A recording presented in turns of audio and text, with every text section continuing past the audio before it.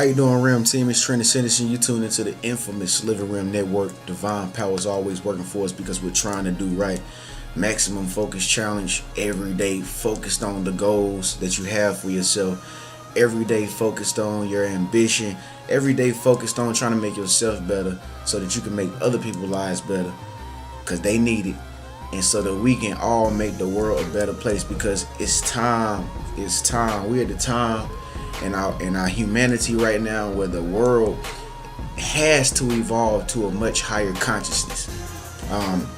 It's a whole nother topic, but you know how I do before I go into the real topic. The topic is living without strain. I'm talking about the book of Job. I'm gonna be speaking from scriptures in the Bible. Man, it's some deep stuff I want to let you know tonight. But we're at a point right now where it's like negative energy is not cool, but it's cool to a lot of people. And positive energy is the coolest, but it's not cool to a lot of people. So we gotta weigh out the Libra scales here. You know, we got a lot of people. I just got through looking at some stuff on the internet. I was reading articles and all this and that and whatnot. I've been doing research all day, and I just been looking at how people we see from a different perspective, right, Rim Teamers? Because our third eye is open. You know, our third eye is activated. All our chakras are activated, so we see in a much broader perspective. So I'm sitting here looking at, certain material on the internet, and I see so many people attracted to fear. Every day, so many people are attracted to fear. Like, it's the topic of discussion. It's the number one thing to talk about. Oh my God, somebody got shot, somebody got killed. Let's talk about it. It's interesting. It's exciting. But at the same time, I notice that people feel this fear within themselves that makes them fear for their life. And I understand that because that's normal.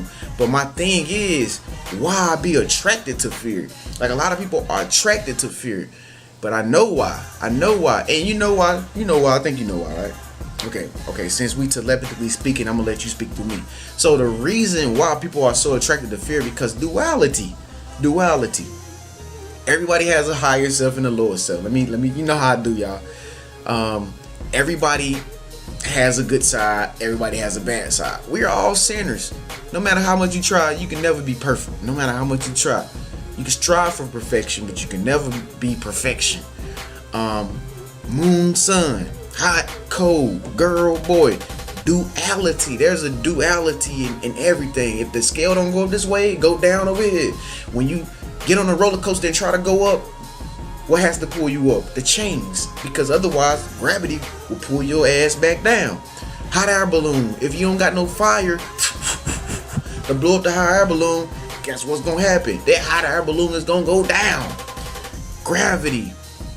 A lot of people can't ride airplanes because they hate the simple fact that the G-force and the inertia of the airplane going upward, and the gravity and the force that's pulling them backward makes them get nauseous, makes them get dizzy.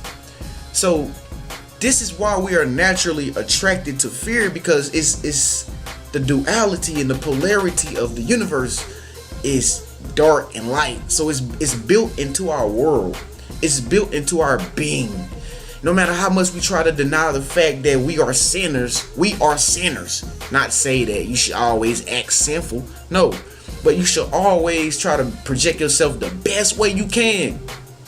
That's why a lot of people are stuck in the trap mindset of thinking being negative is cool, hate is cool, racism is cool, being a thug and being a hardcore gangster, carrying a gun and a gat to the club, shoot up people is cool. Oh my God, I'm gonna give you 50 stripes because you are so fearless. But it's not that they are fearless, it's that they are fearful. Because if you have to harm anything in human life to make yourself feel better, you're fearful. Because that means you don't trust in the universe. You don't trust in God that He's, automatically planning out all your circumstances and situations for you. And if you believed, like some of the people like Job in the scriptures did, you will understand that this power is always been in play. It's just that you have to exercise it. So you can be cool. You can be goody two shoes. You can look fly. You can dress up and be real. You can get your mustache shaped up. You can go to the what you call it? I just started going. You can go to the fingernail place and get a manicure, pedicure. They won't think that you too bougie, or they don't think that you gay. Oh my God, you just keeping your body up. You just making yourself look good. I mean, who doesn't want to look good? I mean, god dang. It's like crazy because like I said, the world is so attracted to fear. And this fear has led us to deny our godliness. Godliness is greatness, our power, our beauty, our charisma, our charm, our good looks. You know what I'm saying? I'm pretty sure if we met God face to face, he gonna have a fresher lineup than me. His eyebrows is gonna be more slicker than mine. His teeth gonna be definitely more whiter than mine because he loved to shine. You understand? But anyway, let's get down into the topic. And I only got 5 more minutes for this topic because I done talked so much already. The book of Job. The book of Job. I'm not too big on, naming scriptures and stuff like that, but this was what I was raised on, people, so you have to be able to understand. But anyway, it's a psychological, neurolinguistic type thing going on in dialogue in the whole chapter of the book of Job.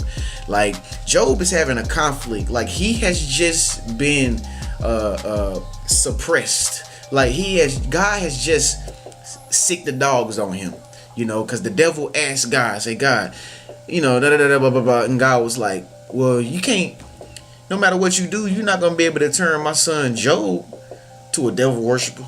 You're not going to be able to turn my son Job no matter what I do. So God was like, okay, all right, I'll let you touch him, devil, but don't kill him. Okay, that's how the story starts off. And so the devil runs away and touches Job. So Job falls down with all these he has all these boils on his skin. He has, I guess, diseases. I guess he has scabs. I guess he just has chicken pox and everything else. Like, he just has everything, and he's like on a so-called deathbed, and I guess he would be dying if he didn't have the faith like a regular person would think that they're dying. But Job was tripping because he was like, yo, God, like, dang, like, what you doing to me? What is you doing to me? I was once the best man in the land, and I had everything that I can dream of, but why are you doing this to me? And so Job got into this state of mind where he started just having this dialogue with God in his head.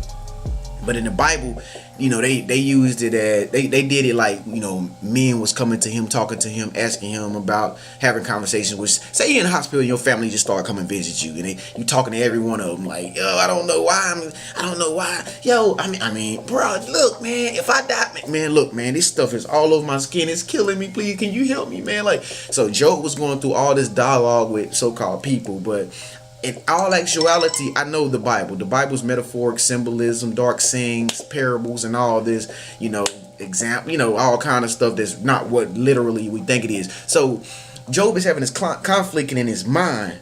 He's having a self battle in his mind with God in him, and so he's talking in all these different states of consciousness. Higher self, lower self, higher self, and at the end of the day, he realizes that, God, how did it go?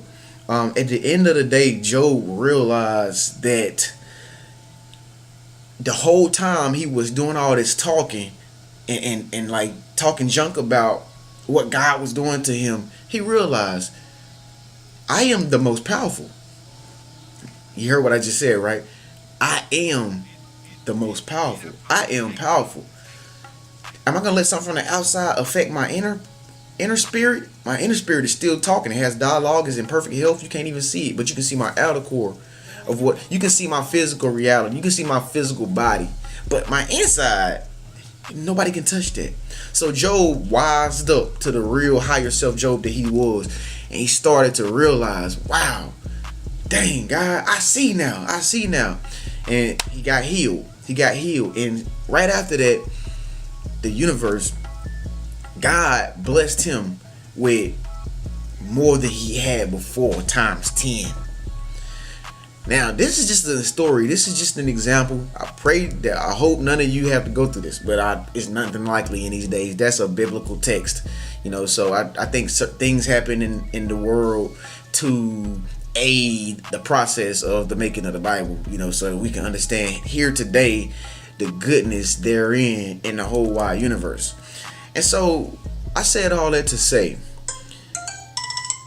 no matter what's going on the outside, all this out here, I said it in my video in part 1, Job. If you didn't watch part 1, Living Without Strain, I'm saying it. Go watch it right now after you get through watching this video. After you subscribe and speak up, let your voice be heard. Let me know what you think about this whole topic.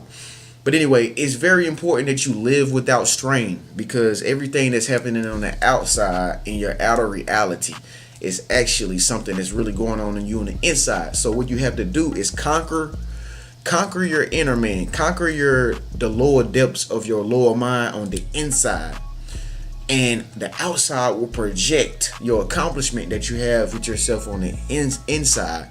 I know this is some freaky stuff, but it's really, really real. See, a lot of people forget the fact that we're living not only in a physical world, but we're living also in a spiritual world. And in the spiritual world, things are not seen.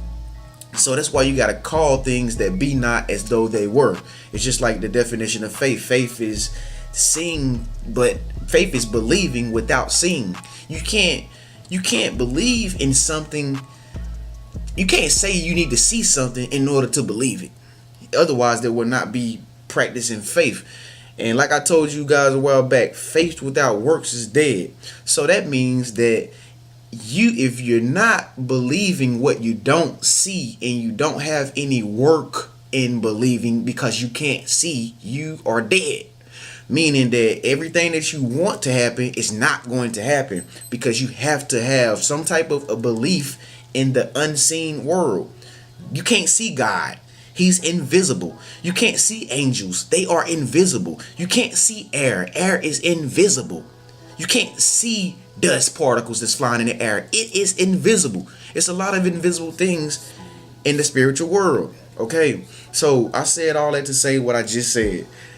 You have to know, and if you want this out here to operate on your terms, if you want the tables to turn in your favor and everything to go your way and put you in the spotlight, because that's what you are. You're a spotlighted individual.